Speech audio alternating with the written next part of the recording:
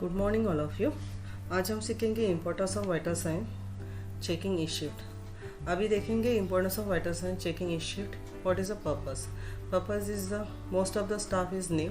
Second purpose is कि वो staff vital science check करते हैं, बट वाइटल साइंस चेक करने के बाद में वो वाइटल साइंस डॉक्यूमेंटेशन होता है, बट जो भी वेरिएशंस डॉक्यूमेंटेशन रहते हैं वो इंफॉर्मेशन एंड इम्प्लीमेंटेशन वाला पार्ट स्टाफ मिस कर देते हैं। इसके लिए आज के जो ये टॉपिक चुना गया है importance of vital signs checking, इसके बारे में हम डिटेल्स इंफॉर्मेशंस डिस्कस करेंगे।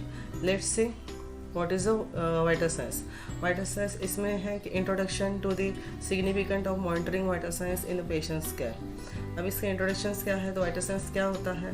तो vital signs are the measurement of body basic functions including vital signs are the measuring of the body basic functionings including temperature, pulse rate, respiration rates, blood pressures and SpO2. इसके importance क्या होते हैं? तो vital science provide the patients crucial information about the patients health status and helps health care provider assist the patients conditions. दो चीज़ों में हमें इसके इंपॉर्टेंस ज़्यादा होते हैं। जैसे पेशेंट्स के क्रूशियल कंडीशंस हमें बताते हैं, हेल्थ स्टेटस बताता है पेशेंट्स का। अभी वाइटल साइंस हम अगर देखेंगे तो वाइटल साइंस क्यों चेक करना चाहिए और उसमें वेरिएशंस कैसे फाइंडिंग्स होंगे, इसके लिए इजीली अगर इंफॉर्मेशन के लिए मैंने टेबल बनाया हुआ है। टेबल से हम डिस्कस करते हैं और पता करते हैं कि हमें क्या करना चाहिए। अभी ये टेबल्स में देखो, ये फर्स्ट जो पेशेंट्स है इसके वाइटल्स नॉर्मल है। Temperature is 98.2, pulse rate 78 beats minutes, respiration 20 beats minutes and BP is 120/80 and SpO2 99%। यही पेशेंट्स का अगर देखेंगे तो ड्यूरिंग 1 o'clock पेशेंट्स के वाइटल्स वेरिएशंस आए हुए हैं। 100/4, pulse rate 110, respiration 24 beats minutes, BP is 168, 98 and SpO2 is 94। अभी ये क्या वेरिएशंस है? पेशेंट्स के टेम्परेचर्स आने के कारण पेशेंट्स के ये वेरिएशंस हुए हैं। ये पेशेंट्स एग्जाम्पल, अगर ये पेशेंट्स का आपका रूटीन वाइज वाइटल्स चेक करने का टाइम है 2 o'clock, बट ये 1 o'clock हुआ है और ये पेशेंट्स ने आपको बताया हुआ है कि उसको ठीक नहीं लग रहा है, उसको फीवर जैसे लग रहा है और आप अनदर वर्क में बिजी हो, आप वो वर्क को टारगेट कर रहे हो और ये वाला चीज़ अगर मिस कर देते हो तो ये भी आपका जो टेम्परेचर मिला हुआ पार्ट है ये बढ़ जाता है। दैट इज़ 103, 104 जाने के चांसेस रहते हैं। ये सब पैरामीटर्स इंक्रीजिंग लेवल में जाने के चांसेस रहते हैं और वो इंक्रीजिंग लेवल पेशेंट्स को इम्पैक्ट ईजिली कर देता है। दैट इज़ 103, 104 अगर टेम्परेचर अगर जाएगा तो पेशेंट क्या होगा? कन्वर्जन होगा, पेशेंट इपिलेप्टिक स्टेटस में जा सकता है। बीपी ज़्यादा बढ़ने के कारण पेशेंट्स का हार्ट रिलेटेड इशू हो सकते हैं। बीपी इंक्रीज होने के कारण पेशेंट स्ट्रोक्स रिलेटेड इश्यूज हो सकते हैं। इतना था कि पेशेंट्स के वाइटल्स वेरी इंपॉर्टेंट है। सो जब भी आपके पेशेंट्स आपको कंप्लेंट्स करते हैं कि उसको ठीक नहीं लग रहा है, उसको ये इशू हो रहा है, something is triggering her health और हिम हेल्थ, तो आपको जल्दी से उसके ऊपर वॉच रखना है।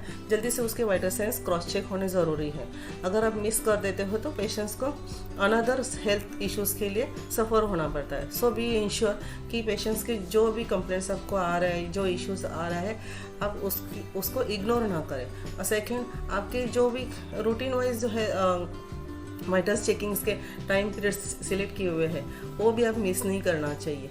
Because some patients is telling कि मुझे ये नहीं ठीक नहीं लग रहा है तो मेरा देखो, but some patient is not हमें इंफॉर्मेशन नहीं देता है तो दे कीप क्वाइट। इसकी तो उसकी वजह से क्या होता है, तो पेशेंट्स का ये जो है अनफॉर्चुनेटली पेशेंट्स के कंडीशंस डिटोरेटेड होने के चांसेस रहते हैं। बट अगर हमने अपने टाइम पीरियड में अगर वो वाइटल्स चेक किए, एटलीस्ट उस टाइम में तो हमें पता चलेगा कि पेशेंट्स के कंडीशन वर्स्ट कंडीशन में जा रहा है। सो जो भी टाइम पीरियड हमें दिए हुए तो उस टाइम पीरियड में एटलीस्ट सिंसियरली वर्क होना ज़रूरी है। सेकेंड इज द पेशेंट जब भी हमें इंफॉर्मेशन दे रहा है या कुछ कंप्लेंट्स कर रहा है कि उसको ठीक नहीं लग रहा है या उसको समथिंग इज डिफरेंस फीलिंग्स हो रहा है, तो इमीडिएटली पेशेंट्स के वाइटल साइंस चेक करके आपको रिकॉर्ड करने हैं और जो भी डिफरेंस वाइटल साइंस आपको मिल रहे हैं वो आपके टीम मेंबर्स डॉक्टर से या कंसल्टेंट से कंसल्ट करके उसके ऊपर इमीडिएटली एक्शंस होके पेशेंट्स को स्टेबल करना, that is a very important चीज़ है। तो ये कहने का मतलब ये है कि जो भी वाइटल्स हम देख रहे हैं that is a very important to patients conditions and status. अभी ये दूसरा केस अगर हम देखेंगे तो इसमें सब पैरामीटर्स इज लोअर साइड, तो पेशेंट्स तो नॉर्मल था बट अभी ये पेशेंट्स के लोअर साइड में हुए। बट हम ये जैसे मैंने बताया है पेशेंट्स के कुछ कंप्लेंट्स करते हैं उस टाइम में भी ये फाइंडिंग्स होते हैं। पेशेंट्स बताएगा नहीं तो भी आपको ये पेशेंट्स के आप जो रूटीन वाइज चेक करते हैं उसमें भी फाइंडिंग्स मिलते हैं, तो आपको इमीडिएटली ये पेशेंट्स की कंडीशंस आपको शेयर करना चाहिए। उसके ऊपर जो भी चेंजेस ऑर्डर्स आ रहे हैं वो इम्प्लीमेंट इमीडिएटली होना है, ना कि 1 घंटा 2 घंटा, because this is a golden hours. Golden hours आपने अगर मिस कर दिए तो पेशेंट्स की कंडीशन और डिटेरियोरेट होकर पेशेंट्स हेल्थ इश्यूज इम्पैक्ट हो सकते हैं और उसके लिए फिर पेशेंट्स को लाइफ भी गंवाना पड़ सकता है। सो बी केयरफुल कि जो वाइटल्स आप चेक कर रहे हो वो प्रॉपर वे में हो। वाइटल्स में अगर वेरिएशंस है उसका इमीडिएटली इन्फॉर्मेशन होना चाहिए। इमीडिएटली इन्फॉर्मेशन होने के बाद उसमें जो ऑर्डर्स मिले हैं वो इमीडिएटली इम्प्लीमेंटेशन होना चाहिए। And observation is the very main important. जैसे आप कुछ उसके ऊपर इम्प्लीमेंटेशन कर रहे हो तो उसका हाफ एन आवर ऑब्जर्वेशन होना है टिल द पेशेंट्स रिकवर। उसके बाद ही आप पेशेंट्स को छोड़ सकते हो, बिकॉज अगर आप वैसे नहीं करोगे तो आपको पता नहीं चलेगा कि पेशेंट्स कंडीशंस नॉर्मल लेवल में आ रही है वर्स्ट कंडीशन में जा रहा है अगेन।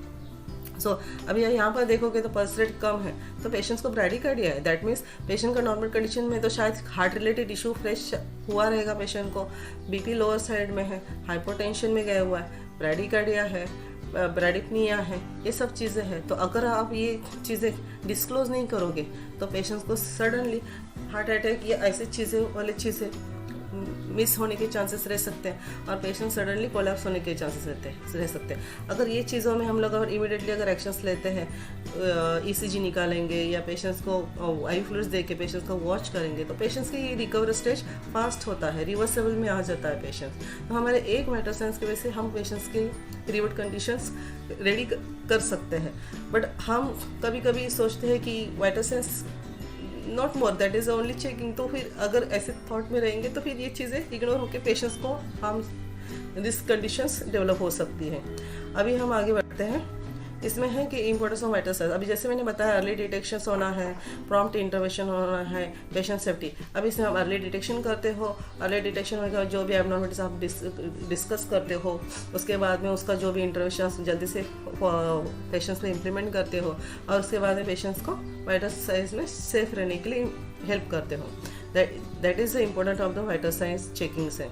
अभी इसमें benefits of regular vital science monitoring क्या होते हैं? तो improve the patients outcome, enhance the communications, patients engagement. इसमें क्या है? Improve the patients outcome. हम जब पेशेंट्स के वाइटल साइंस चेक करते हैं, हमें एबनॉर्मलिटीज मिलती है, हम एबनॉर्मलिटीज डिस्कस करते हैं, डिस्कस करके इमीडिएटली उसके ऊपर एक्शंस करते हैं। जो भी प्रॉम्प्ट मिलते हैं वो prompt interventions immediately forward patients के ऊपर फॉरवर्ड करते हैं। उसके बाद में ऑब्जर्वेशंस करते हैं पेशेंट्स वाइटल साइंस में और उसके बाद में पेशेंट्स का रिकवरी स्टेज हम स्टेबलाइज करते हैं। ये पेशेंट्स का होता है इम्प्रूवमेंट आउटकम। एनहांसिंग कम्युनिकेशन जैसे हम वाइटल्स अब एबनॉर्मल मिला है तो मैं डीएमओ से कम्युनिकेट कर रही हूँ, मैं मेरे स्टाफ से कम्युनिकेट कर रही हूँ। उसके बाद में इम्प्लीमेंटेशन, पेशेंट्स का ऑब्जर्वेशन, क्या स्टेज है अभी का, हाफ एन आवर का क्या है, 1 आवर का क्या है, that is a communication is a prompt होना जरूरी है। तभी चाहिए आपका टीम जो है वो कलेक्ट कर पाएगा कि पेशेंट्स का कंडीशन बैड सिचुएशन में जा रहा है या रिकवरी स्टेज में जा रहा है। पेशेंट्स का एंगेजमेंट, जब भी आप वाइटल साइंस चेक करने जाते हो तो पेशेंट्स से आप बात करते हो, आप कैसे हो, क्या हो, और उस टाइम में पेशेंट्स आपको डिस्क्लोज कर पाता है कि मुझे ठीक नहीं है, मुझे ये चीज़ हो रही है, मेरा यही इश्यूज़ है। तो इसके क्या होता है, एडिशनल आपको पेशेंट्स के फाइंडिंग्स मिलते हैं और पेशेंट को ईजिली हम वो ट्रीटमेंट दे पाते हैं। अब नेक्स्ट है कंक्लूजन। ये कंक्लूजन में क्या, regular monitoring of vital science is essential for the early detection of changes in the patients condition, prompt interventions and ensuring the patient safety. Importance of the continual monitoring इसमें क्या है, तो emphasis the importance of the checking vital science at each shift to provide a comprehensive care and support optimal patient's outcome. Same, that is the आप जो भी vital science sincerely check कर रहे हो तो वाइटल साइंस चेक करने के बाद में उसका एबनॉर्मल्स है तो इमीडिएटली इंफॉर्मेशन देना है। उसके ऊपर इंटरवेंशन जो भी मिलेंगे वो जल्दी से अप्लाई करने हैं पेशेंट्स के ऊपर और उसके बाद में पेशेंट्स को रिवर्ट एक्शंस में लेके आके पेशेंट्स को सेफ इंश्योर करना है कि पेशेंट सेफ है अपना। ये सब चीज़ें हैं। आई होप कि आपको ये वीडियो दिस पीपीडीज में आपको सब कुछ डाटा समझ में आए। इसमें मेन पॉइंट्स है कि आपके वाइटल जो भी है आपको रेगुलर बेसिस में चेक करने हैं।